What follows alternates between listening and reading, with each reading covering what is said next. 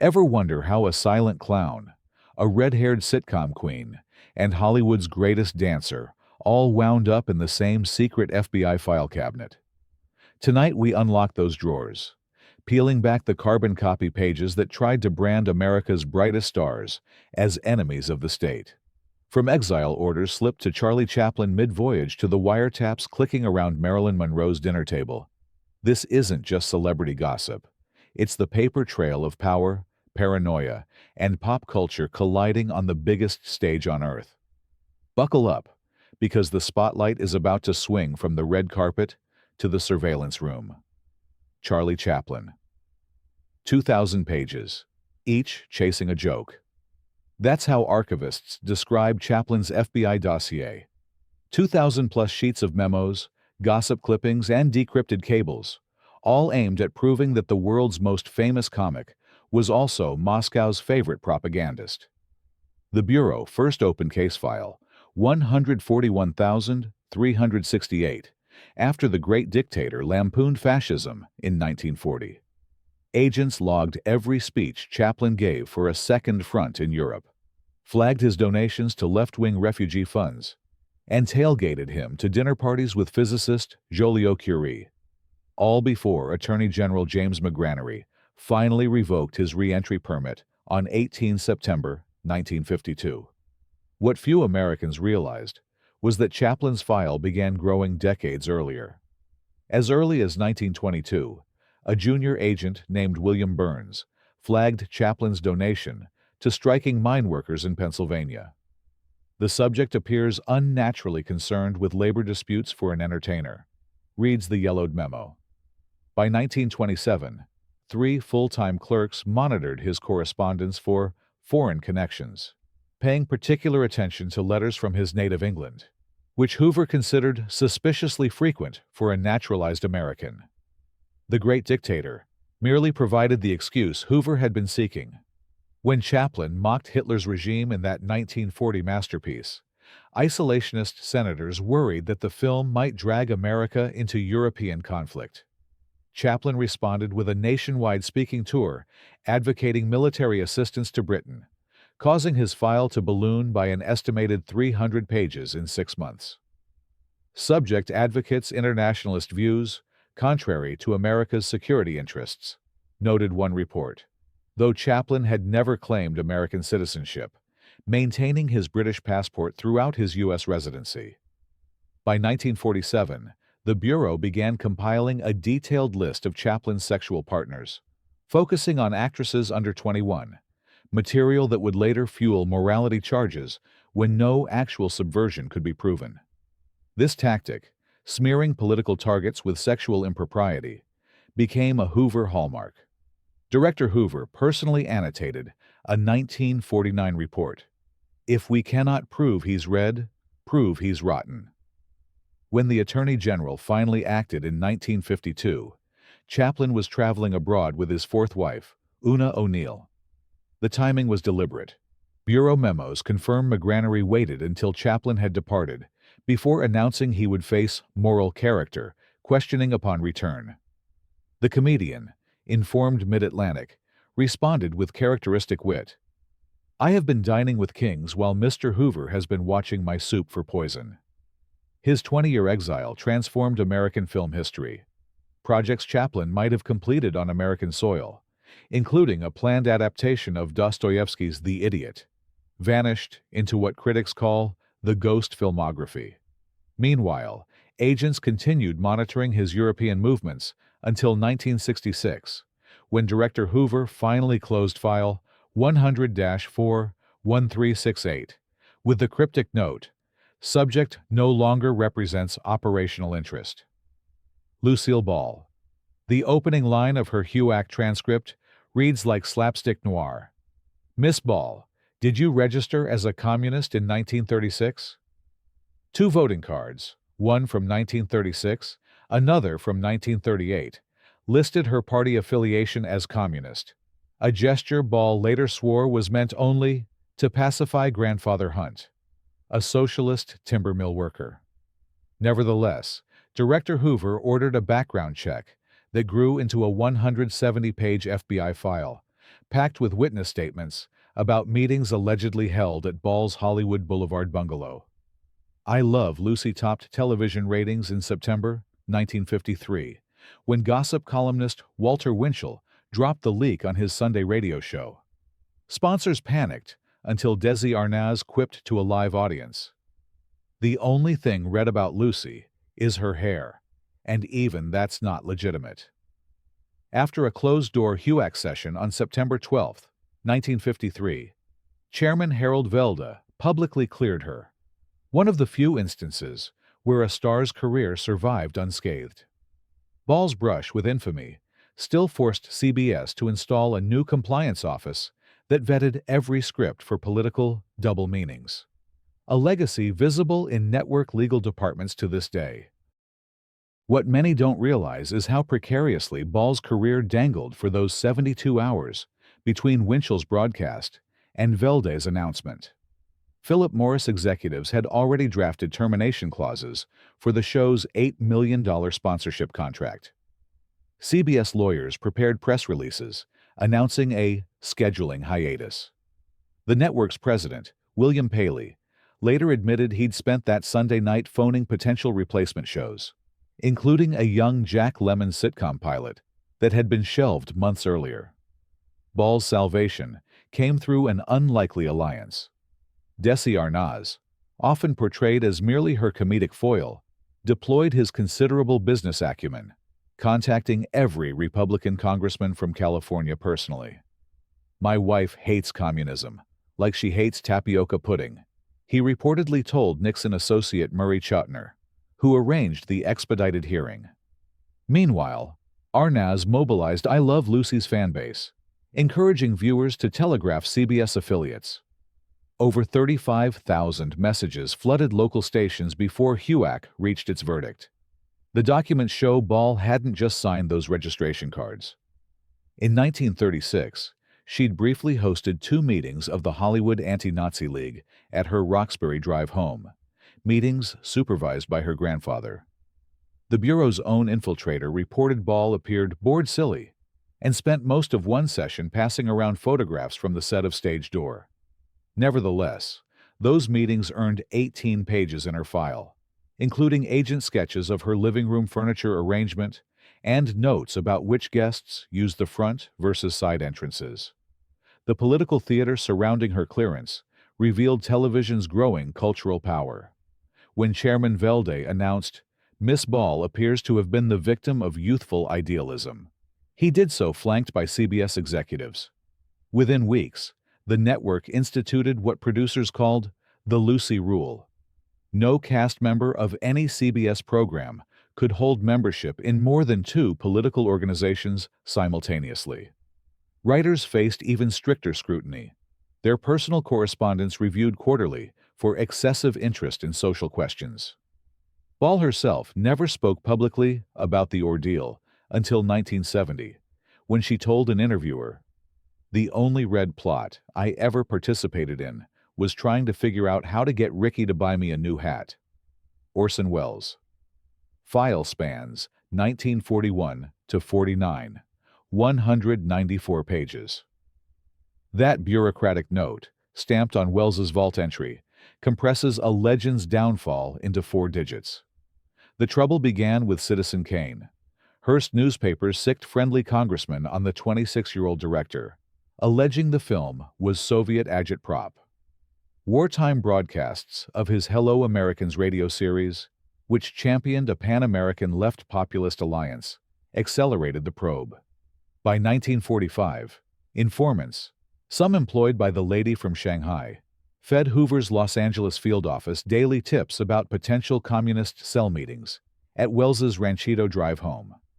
Studio bosses, terrified of subpoena optics, quietly froze him out of major contracts after 1947.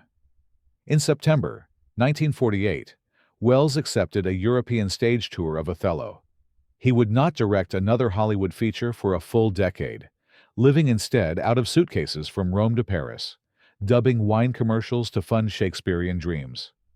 The 200-page file never produced an indictment, but it rewrote his address book. Wells once joked, I left America with a suitcase and came back with a filing cabinet.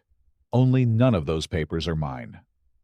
What makes Wells's case particularly tragic was his genuine patriotism. During World War II, he volunteered hundreds of unpaid hours for war bond drives, produced morale-boosting radio programs for the Armed Forces Network, and adapted Shakespeare for troops in field hospitals. Yet his FBI file categorized these activities as potential covers for subversive organizing, noting how his radio broadcasts to Latin America suspiciously emphasized anti-colonialism alongside anti-fascism. The Bureau's fixation on Wells intensified after his 1946 speech at a Progressive Citizens of America rally, where he warned against post-war militarization. 3 stenographers transcribed his remarks for Hoover's personal review. The director penciled a note in the margin. Monitor all theatrical ventures. Possible Soviet funding. Within months, Wells found himself unable to secure completion bonds for film projects, the financial guarantees required before studios release production funds. Unlike some contemporaries, Wells never received a formal HUAC subpoena. This deliberate omission reflected a subtler strategy. Internal memos reveal the committee feared his oratorical gifts might transform testimony into persuasive theater. Instead, they pursued what one agent called financial containment, pressuring RKO to shelve his partially completed documentaries and flagging his passport application with Treasury officials as potentially involved in currency violations. His self-imposed European exile began with the shooting of Othello in 1948, a production that stretched over 3 years as funds repeatedly disappeared. Filming in Morocco, Wells received notice that his American bank accounts had been frozen, pending an investigation that never formally materialized. His response was a masterpiece of bitter humor. He sold his Los Angeles home by telegram and instructed his lawyer to convert the proceeds to costume fabric, mailing it overseas in small parcels to evade currency restrictions. Paul Robson. In July 1950, FBI agents tracked Robson to a Harlem apartment under urgent orders from Director Hoover. Seize the baritone's passport. The file already exceeded 2,000 pages, documenting speeches that praised anti-colonial struggles and Soviet anti-racism. Without travel papers, Robson's European concert income, roughly $100,000 annually, evaporated overnight. He pivoted to Let Freedom Ring house parties and labor hall gigs, but sponsors pulled domestic bookings too. On 17 June 1956, he sat before HUAC and parried the committee's demand that he denounce Moscow. "You are the non-patriots, and you should be ashamed of yourselves," he thundered, quoting the Bill of Rights from memory. Only in June 1958, after 8 Supreme Court petitions and mounting international pressure, did the State Department reinstate his passport. Robson opened to a sold-out Royal Albert Hall that summer, proving his voice needed no microphone, just a visa. Robson's surveillance began earlier than any other entertainer's. His FBI file was opened in 1941, when he refused to denounce labor organizer Ferdinand Smith, a Jamaican-born union leader the Bureau had targeted for deportation. Agents initially classified Robson under Negro subversive activities, a category reflecting both the political and racial paranoia driving Hoover's domestic intelligence operations. The dossier grew exponentially after Robson's 1949 Paris speech, where he questioned why Black Americans should fight in foreign wars when denied basic rights at home. The statement triggered what the file labels full coverage protocol: telephone taps, mail interception, and physical surveillance by rotating teams of up to 8 agents daily. What distinguished Robson's case from other blacklisted performers was the comprehensive nature of his isolation. When the State Department revoked his passport in 1950, it simultaneously instructed the Treasury Department to flag his tax returns for annual audits, while the Justice Department compiled a list of organizations that had employed him, threatening tax penalties if they continued. Even his recordings faced suppression. Major distributors received letters questioning whether carrying Ballad for Americans constituted trade with potential foreign agents. The Bureau's most insidious tactic involved what agents called contact contamination. Internal memos document plans to photograph anyone speaking with Robson, creating a secondary watch list that eventually included over 300 names. The strategy transformed the baritone into a social pariah. Longtime friends crossed streets to avoid greeting him, fearing career repercussions from a simple handshake. Despite these pressures, Robson maintained a performance schedule within American borders, giving concerts in union halls, black churches, and private homes.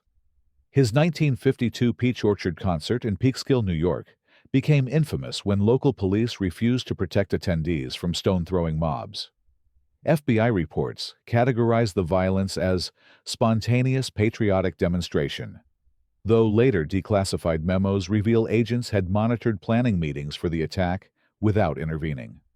Robson's HUAC testimony in 1956 represented a rare moment of direct confrontation between surveillance subject and state apparatus.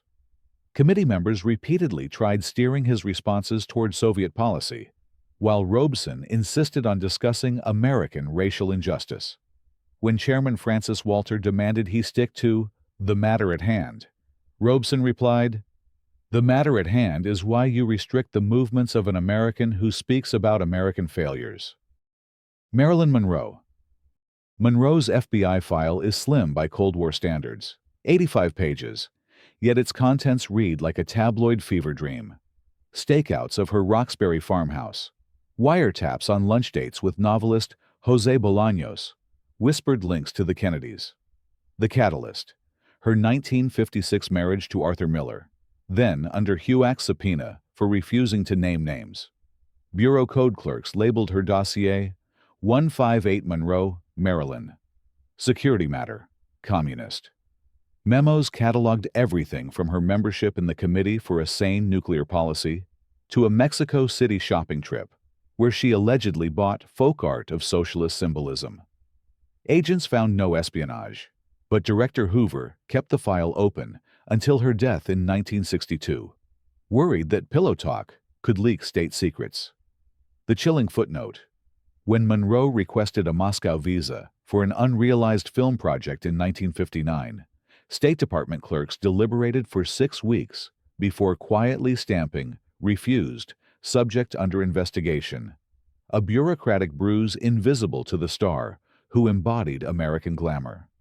The surveillance of Monroe reflected Hoover's particular fixation on women he deemed political vehicles, actresses whose romantic connections might transmit progressive ideas into mainstream culture.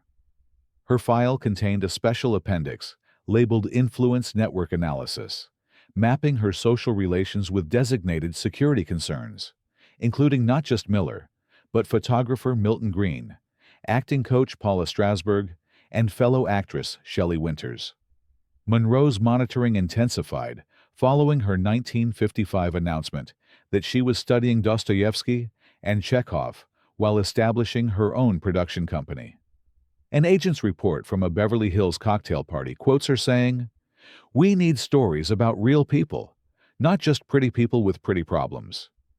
This statement triggered what the Bureau called a cultural assessment investigation, assigning an agent to review every Monroe film for subtext and symbolism potentially undermining American values. The surveillance included physical intrusion. Technical teams installed listening devices in her Roxbury farmhouse during a weekend when she and Miller were in Manhattan. Maintenance records show the bugs remained active for 18 months, with daily transcription services producing over 600 pages of domestic conversations, most deemed without intelligence value, but preserved nonetheless under Hoover's personal order. Perhaps most disturbing was the Bureau's manipulation of Monroe's public image. Declassified memos document contacts between agents and select Hollywood columnists who received strategic leaks about her psychology. Subject displays instability, useful for discrediting political associations, reads one communication to gossip columnist Hedda Hopper, who subsequently published blind items questioning Monroe's mental fitness whenever the actress supported progressive causes. When Monroe divorced Miller in 1961, her file wasn't closed, but rather recategorized under Prominent Person Protocol, a designation reserved for celebrities whose political activities had subsided, but whose cultural influence warranted continued observation. Even her final film, The Misfits, received bureau scrutiny, with an agent attending an advanced screening to document symbolism potentially critical of American individualism. His report missed the film's environmental themes entirely, instead flagging Monroe's character's rejection of hunting as possibly advocating Eastern collectivist values. The surveillance followed her until her death in August 1962, when agents collected witness statements from her housekeeper and physician within hours of her body's discovery, long before local police completed their investigation. Hoover personally reviewed these reports, adding a handwritten directive: file under incomplete, inactive. Maintain a 20-year classification seal. This extraordinary measure ensured that Monroe's surveillance records remained classified decades longer than standard procedure dictated, a testament to how seriously the Bureau took the monitoring of America's most famous sex symbol. Dalton Trumbo, the screenwriter who dared tell HUAC, "This is a lynch mob," spent 11 months in Ashland Federal Prison for contempt of Congress in 1950.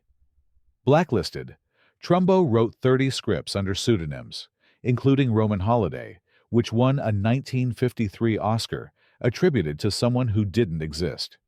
His FBI file, peaking at 195 pages, noted that he earned up to $4,000 a week via front writers depositing checks in brown envelopes at the Columbia Drugstore on Gower Street.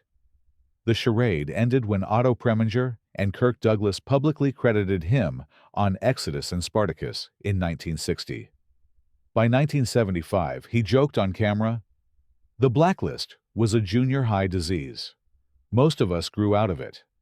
Hollywood's Writers Guild finally amended the Roman Holiday record in 2011, 35 years after Trumbo's death. Trumbo's surveillance history represents the Bureau's most sustained attempt to monitor creative content production. Unlike performers whose political activities occurred in public forums, screenwriters worked behind closed doors, making their surveillance significantly more invasive. Agents maintained what they called the Script Watch, a network of studio secretaries, copy editors, and production assistants paid to provide carbon copies of draft screenplays suspected of having Trumbo's authorial fingerprints. His imprisonment transformed him into a symbol for the Hollywood 10, screenwriters and directors who refused to cooperate with HUAC's investigation. While serving his sentence for contempt of Congress, Trumbo's mail underwent what Bureau documents call complete content analysis, with agents cataloging every correspondent and reviewing letters for coded communications. His prison journal was photocopied during a cell search, with literary analysts assigned to decode potential subversive metaphors. Upon release, Trumbo established the elaborate underground economy that kept blacklisted writers employed. His system of pseudonyms, fronts, and cutouts frustrated Bureau surveillance. Agents documented their challenges. Subject transmits material through multiple intermediaries, making attribution nearly impossible to establish. They resorted to tracking typewriter ribbon purchases and analyzing screenplay formats for telltale stylistic markers, what one memo called literary fingerprinting. The Bureau's fixation on Trumbo intensified after The Brave One won an Academy Award in 1957 for a screenplay credited to Robert Rich, a name Trumbo had invented. When no one claimed the Oscar, agents compiled a 27-page analysis of the script, comparing it to Trumbo's pre-blacklist work, and concluding it showed 89% probability of common authorship. This literary forensics operation represented the Bureau's increasing sophistication in monitoring creative output. What frustrated surveillance most was Trumbo's productivity.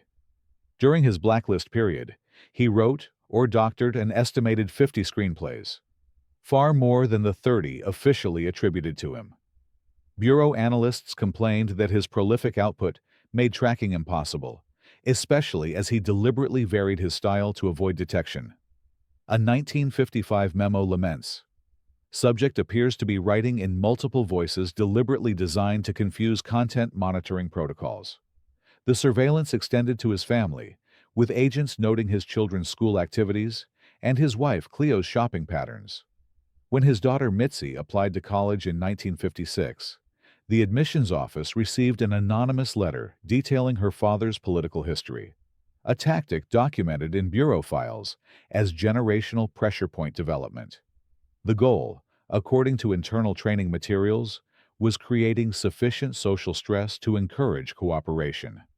When Preminger and Douglas broke the blacklist by crediting Trumbo on their 1960 films, the Bureau shifted strategy from containment to damage control. Agents compiled a list of studio executives who had knowingly employed Trumbo through fronts, creating what one memo called industry complicity documentation for potential HUAC follow-up hearings that never materialized. The surveillance finally ended in 1961 with a terse closing note. Subject now operating in open. Publicity objectives no longer achievable. Edward G. Robinson. Robinson's gangland snarl couldn't save him when HUAC subpoenaed him 3 times between 1950 and 1952. Although never formally blacklisted, he was gray-listed. Studios confined him to B pictures, slashing his per-film salary from $100,000 to $15,000.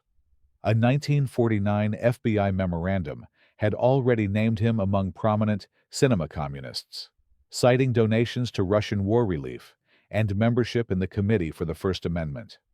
Under oath, he admitted giving $250 to 15 liberal organizations. "I was a sucker," he sighed, but denied party membership. The confession placated neither side.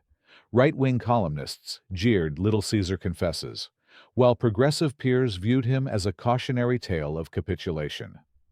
Not until Cecil B. DeMille cast him in The Ten Commandments did Robinson claw back marquee status, earning his first on-screen credit in 4 years, but at the cost of a permanent asterisk in civil liberties textbooks. Robinson's case illustrates the complex taxonomy of Hollywood blacklisting, the gradations between outright employment prohibition and what industry insiders called the cooling process. His FBI file, running to 126 pages, documents the Bureau's role in this professional purgatory. Agents cultivated what they termed studio compliance contacts, producers and casting directors who received unofficial guidance on which actors required special handling. What distinguished Robinson's ordeal was its public spectacle. After his first HUAC appearance in 1950, he published How the Reds Made a Sucker Out of Me in the American Legion magazine, a self-flagellating confession that explicitly named organizations he regretted supporting. This public recantation satisfied neither the committee nor the Bureau. Internal memos questioned his sincerity metrics and recommended continued surveillance. The gray listing mechanics worked with brutal efficiency. Robinson wasn't banned from working, a distinction that allowed studio heads to deny blacklisting existed, but found himself relegated to what the Bureau called market quarantine. Major studios would hire him only for supporting roles, while prestigious directors received unofficial warnings about publicity complications should they cast him in prominent parts. His agent's call logs, subpoenaed by HUAC, show 67 unreturned messages to producers who had previously competed for his services. Robinson's art collection became an unexpected surveillance focus. An avid collector of French Impressionist paintings, his financial records show he sold 14 masterworks between 1951 and 1955 to cover mounting legal fees and compensate for lost income. Bureau analysts meticulously tracked these sales, creating what they called a financial stress assessment to gauge when economic pressure might compel further political cooperation. His rehabilitation began with Cecil B. DeMille, a noted conservative who nonetheless valued Robinson's talent enough to cast him in The Ten Commandments. Bureau files indicate DeMille consulted directly with J. Edgar Hoover before offering the role, receiving what a memo calls director-level clearance with monitoring provisions. These provisions included script approval, ensuring Robinson's character, Dathan, would be portrayed as a traitor to Moses, a biblical metaphor for political disloyalty that wasn't lost on contemporary audiences. Robinson's professional recovery remained incomplete. Studio correspondences reveal he was deliberately excluded from the promotional tour for the Ten Commandments, and subsequent casting decisions still required what Warner Brothers called special risk assessment. His final films show a marked shift toward politically neutral material, a creative constraint documented in his FBI file as successful behavior modification through employment channel restriction. The emotional toll appears in Robinson's private correspondence, obtained through mail interception. In letters to his son, he laments not the loss of income, but the loss of craft.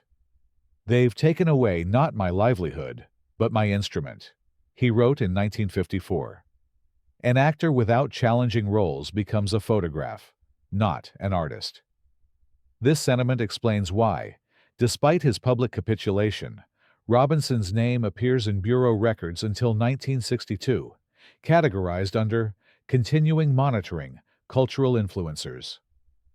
Lena Horn. At 33, Horn was MGM's highest-paid black performer. At 34, she was blacklisted after her name appeared in the infamous 1950 pamphlet Red Channels.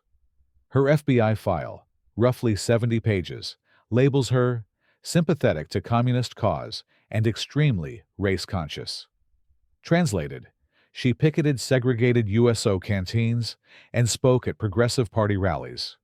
With television and film doors slammed, Horn pivoted to the hotel lounge circuit, logging 200 one-nighters in 2 years, often driving her own Buick to avoid Jim Crow travel restrictions. A 12-page handwritten letter to Studio Union Chief Roy Brewer in 1953, found in her file, pleads, "If at any time I have seemed sympathetic to Marxist doctrine, let this statement refute that misconception."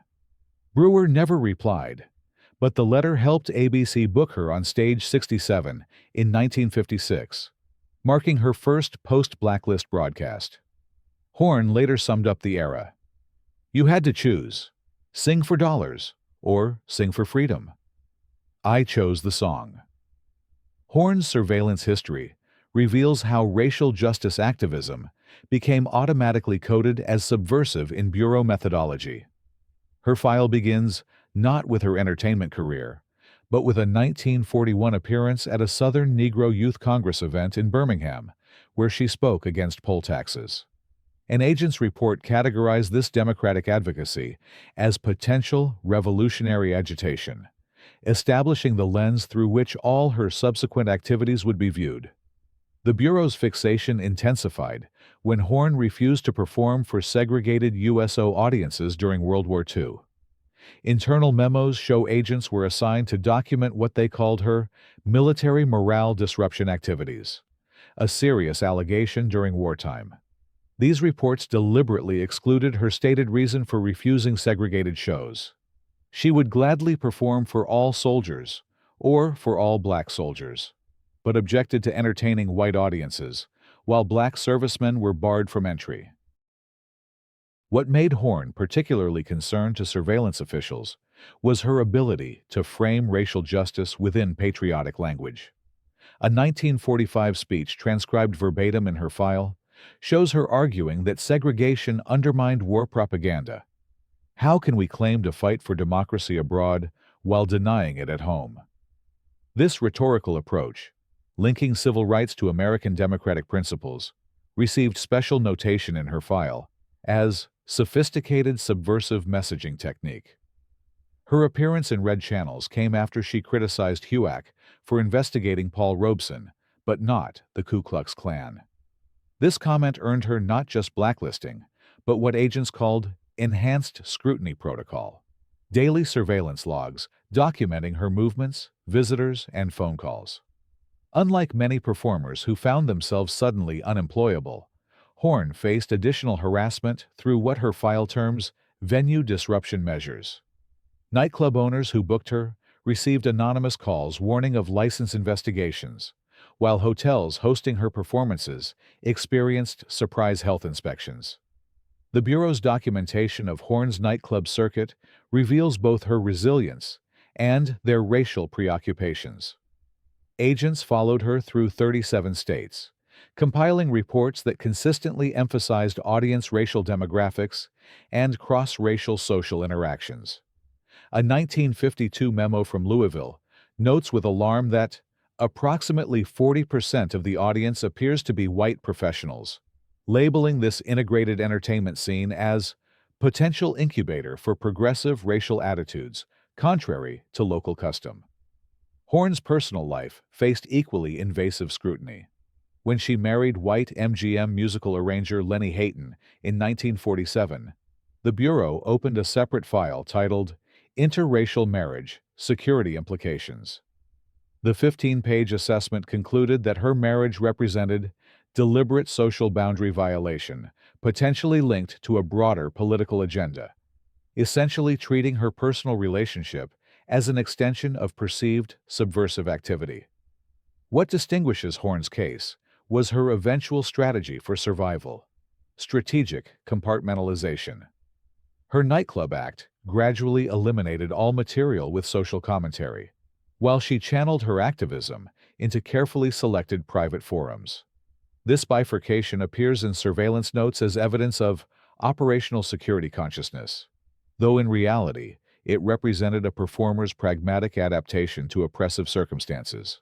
Her file was officially closed in 1958 with the assessment, "Subject has demonstrated behavioral modification regarding public political expression." Bureaucratic language failing to capture Horn's complex navigation of an impossible situation. Elia Kazan. Naming names and filming the aftermath. Kazan's turning point came on the 10th of April, 1952. After a closed HUAC session in January, where he refused to inform, the 42-year-old director returned, this time naming 8 former group theater colleagues.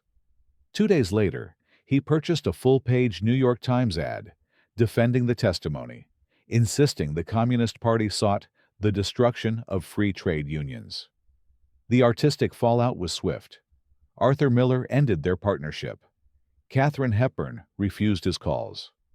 Yet Hollywood rewarded compliance. Kazan directed On the Waterfront, winning 8 Oscars. Historian John Wiener later called it the screen's most eloquent self-justification. The FBI kept Kazan's 110-page file open until 1964, noting that his cooperation has produced no further actionable leads. When the Academy gave him an honorary Oscar in 1999, half the audience applauded, half sat stone-faced, proof that the 1952 witness chair still casts a shadow across the Dolby Theater aisle. Kazan's relationship with federal surveillance represented a unique category in Bureau methodology: the converted asset. Prior to his testimony, agents had compiled what his file describes as leverage development materials, details about his 19-month Communist Party membership from 1934 to 1936, his affairs with actresses, and financial irregularities in his theater company's books. These pressure points were explicitly referenced during what HUAC transcripts delicately call pre-hearing consultations. His decision to testify cooperatively transformed his surveillance status overnight. The morning after his April testimony, his file received a new classification: friendly witness, continued monitoring. This designation reflected the Bureau's paradoxical approach to informants, valuing their cooperation while simultaneously distrusting their motives. Agents continued monitoring Kazan's communications, now focusing on what they termed potential retaliation threats from those he had named. Kazan's professional rehabilitation occurred with Bureau assistance, though this fact remained hidden for decades. Declassified memos document 3 meetings between J. Edgar Hoover and Darrell F. Zanuck of 20th Century Fox, where the director personally vouched for Kazan's patriotic cooperation.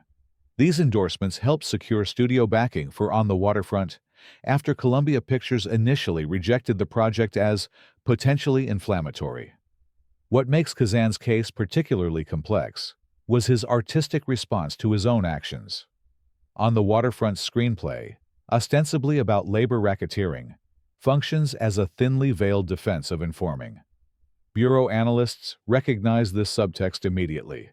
A detailed scene-by-scene breakdown in Kazan's file notes how the film effectively reframes cooperation with authorities as moral heroism. The famous "I could have been a contender" scene received special attention, with agents interpreting Brando's character as symbolically representing talents wasted through misplaced loyalty, an interpretation that aligned perfectly with HUAC's messaging about non-cooperative witnesses. Surveillance of Kazan continued long after his testimony, though its nature changed. Rather than monitoring him for subversion, agents now tracked what they called his cultural rehabilitation trajectory. Reports documented critical reactions to his films, audience attendance figures, and industry awards, measuring the effectiveness of his public redemption. A 1956 summary concludes, "Subject has successfully leveraged cooperative status into continued commercial viability, providing a positive example for potential future witnesses." The psychological toll of Kazan's decision appears obliquely in surveillance materials. Agents noted his increasing isolation from former theatrical colleagues, documenting what they called his social circulation restriction to an ever-narrowing circle of politically safe associates. His drinking habits received particular attention, with reports noting increased alcohol consumption at industry functions. Behavior one agent clinically described as potential stress response to cooperation consequences. Perhaps most revealing is the Bureau's assessment of Kazan's subsequent films. A Streetcar Named Desire, Viva Zapata, East of Eden, and finally America, America were each analyzed for political content, with agents increasingly confident that Kazan had internalized appropriate thematic boundaries. His file closes in 1964 with a final evaluation. Subject demonstrates reliable understanding of acceptable narrative frameworks. No further monitoring warranted. The 1999 honorary Oscar controversy revealed how deeply Kazan's actions had fractured Hollywood. When the Academy announced the award, Bureau archives saw their highest request volume in decades, as journalists sought to understand the historical context. The split response, standing ovations from some, seated silence from others, demonstrated how surveillance and testimony had created wounds that even half a century couldn't fully heal. Gene Kelly. The FBI labeled Kelly under Security Matter C, shorthand for communist sympathizer. His file, portions of which surfaced in 2020 interviews with widow biographer Patricia Ward Kelly, spans the late 1940s through mid-50s. Agents tailed him to Hollywood Athletic Club meetings of the Committee for the First Amendment and flagged his $500 donation to the Civil Rights Congress, branded a subversive group. Although no official blacklist followed, Kelly felt the chill. MGM postponed "It's Always Fair Weather" twice, citing market uncertainties. Friends recall him rehearsing Singin' in the Rain in 1951 while scanning Variety for HUAC coverage. The rain-soaked title number that became cinema's happiest moment was shot the same week director Hoover added 2 new memos to Kelly's folder. He was never called to testify, and the file ends without conclusions. Only a final note dated 1956. Subject continues public success. No evidence of current party association. Kelly later mused, "They thought a dance step could topple a government. Turns out it just sold umbrellas." Kelly's surveillance represents what the Bureau classified as influential entertainment personality observation, a category distinct from investigation. No allegations of party membership appear in his dossier. Instead, agents documented what they termed his progressive sympathies pattern through association mapping. His file contains detailed diagrams of dinner party seating arrangements, notations about which colleagues received birthday cards, and logs of his recreational tennis partners, all analyzed for potential ideological networks. What particularly concerned surveillance was Kelly's innovation in dance choreography. His integration of ballet with vernacular movement styles, bringing high art to popular entertainment, struck some analysts as suspiciously democratizing. A 1949 memo identifies his deliberate elevation of working-class physical expression to artistic status as potentially advancing class consciousness messaging. This remarkable overinterpretation reveals how deeply Cold War paranoia penetrated cultural analysis. Even dance became ideologically suspect. Kelly's military service complicated the surveillance narrative. His naval service producing combat training films should have placed him above suspicion. But his post-war advocacy for integration of entertainment units attracted Bureau attention. A 1948 letter he wrote to the Secretary of the Navy, supporting equal treatment of black performers, was flagged as potentially disruptive to military discipline, launching what his file terms preliminary loyalty assessment that expanded into years of monitoring. The production of Singin' in the Rain coincided with peak surveillance intensity. Agents maintained what they called set presence, informants within the crew who provided daily reports on conversations during filming breaks. Kelly's iconic umbrella dance, now considered a defining moment of American musical optimism, appears in these reports described as potentially containing metaphorical content related to perseverance against restrictive systems. A bizarre reframing of joyful expression as subversive coding. Unlike many contemporaries, Kelly developed an effective counter-surveillance strategy. His file notes with frustration, his operational awareness, deliberately avoiding political discussions on studio property, conducting potentially sensitive conversations while swimming, and using what agents called ambiguous terminology when discussing current events.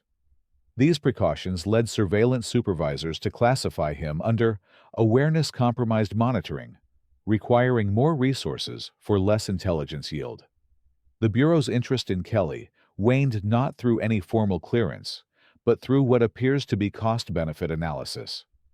A 1956 budget review questioned the value of continued surveillance, given his demonstrated ability to compartmentalize political and professional activities. The file closes with a bureaucratic whimper. Subject maintains public profile inconsistent with effective subversion potential. Recommend transfer to inactive status pending new information. Kelly's experience reveals the often anticlimactic nature of surveillance.